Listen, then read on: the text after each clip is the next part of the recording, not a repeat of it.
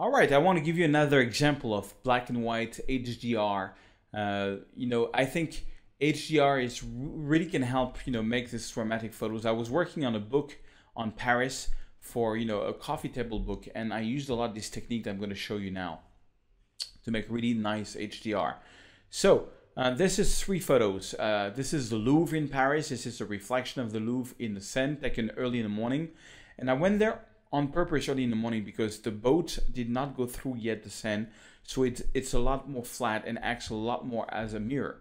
So same thing, I find this photo a little bit dark, so I'm just gonna boost the exposure a little bit, just a little bit.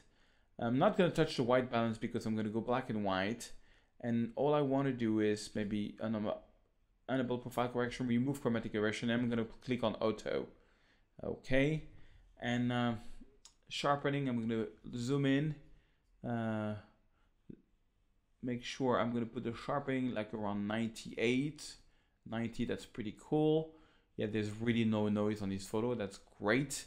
So then I'm just going to take all three, synchronize everything that we've done. We haven't done much, basically, we have not done much.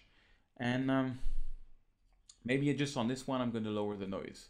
And I'm ready to jump into Photomatic. So you see, it's very fast and very fast. And on this one, there is still no remove ghosting. I will show you guys that later. And so I'm gonna go into Photomatic Pro, and then we're gonna play around with it and see which one's gonna give the best result. But you have to keep in mind this is gonna be a black and white photo. Why? Because colors are boring. There's no warmth. It's only blue. And that's pretty boring. And now I'm going a much faster because I'm using this preset that I gave you, that I find works in 80% of the case on HDR photos.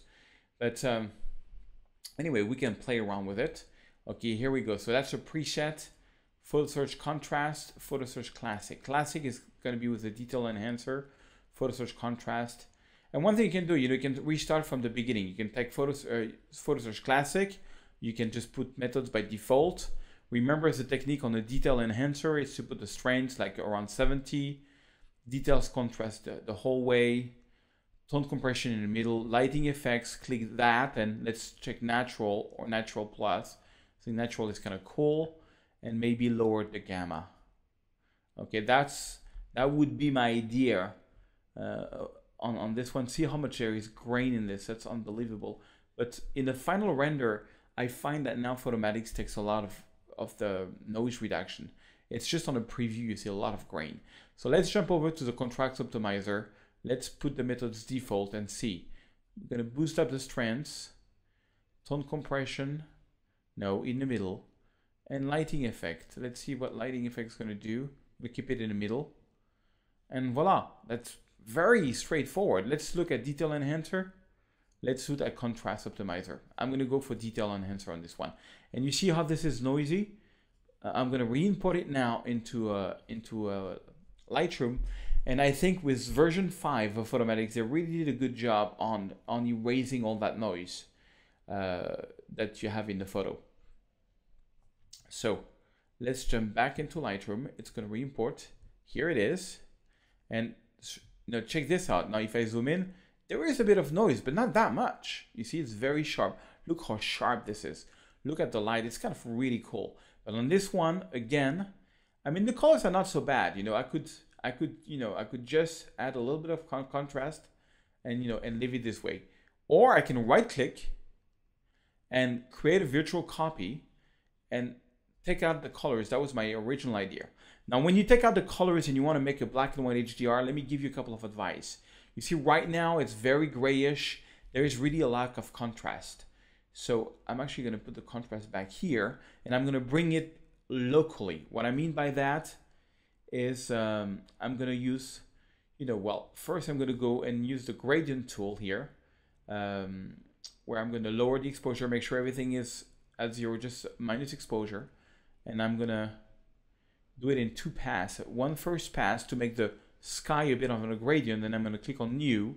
And I'm going to make a second one just here on top.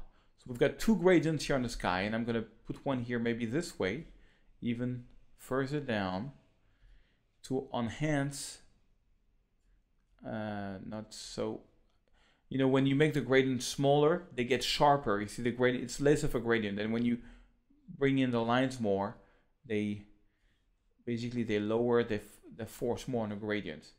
So that's kind of cool. Maybe lower the overall exposure, the highlights, make it a bit more grayish. Okay, that's kind of cool. And now I'm going to take a brush. I'm going to put a plus exposure. And I want to make sure the reflection in the water are more visible. So just, you know, paint here a little bit. Voila. New brush, and same thing, add a bit of white here in the sky to make it more interesting.